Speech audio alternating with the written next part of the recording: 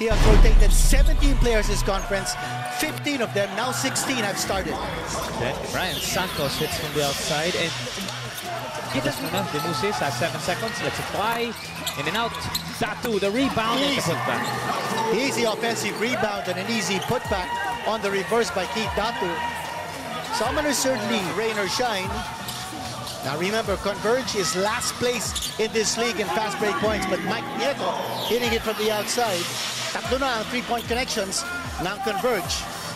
Gulang si Aljun doon, nagmintis si Santillan. Docomo attacks once again, all the way. 4 points for Adrian Docomo. 4 points off the bench. Belga. Walang natural point guard on the floor. Oh, nice. Oh, yes, yes. A nice no-look pass coming from Bo Belga. Sabi nga natin, no natural point bench. Mamuyak.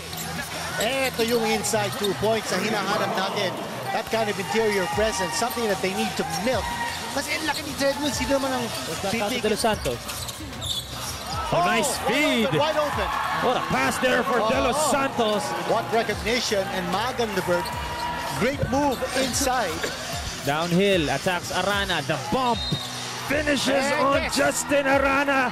Treadwell is just a man amongst boys underneath. A change. He missed those 2 triples by James Yap. He hopes to be nalate siya ng konti. Sabi niya, sana maulit dito sa second half. Well, 3-point play the old-fashioned way for Johnny. And Jael De Los Santos recovers the basketball and scores.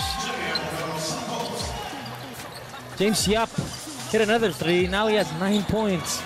That last 3-point shot, that was for Paul Artati. Belga against Santos. And talk about being physical. Ito si Bo Belga. Yan ang Bo Belga, pinakita. The vets, low, fake, leaves it for Nieto, scores plus the foul. Nice pass coming from Arana. This one, Docomo, oh, the dipsy-do! Oh, yes. Adrian Docomo showing us the bag. Well, you like the way this rookie plays. He's got 8 points. Norwood. Oh, what a shot! A 3-pointer. That's a 3-pointer. Nambatak, here we go. Someone's got to take a shot for De Los Santos. Oh, yes! Santos. Si Dato, may naman si Wilson. Here's Treadwell. What will he do? Can he score? And he scores! Treadwell scores! Well, that's a tough basket for Treadwell over Jamil Wilson. And that's only his 6th point.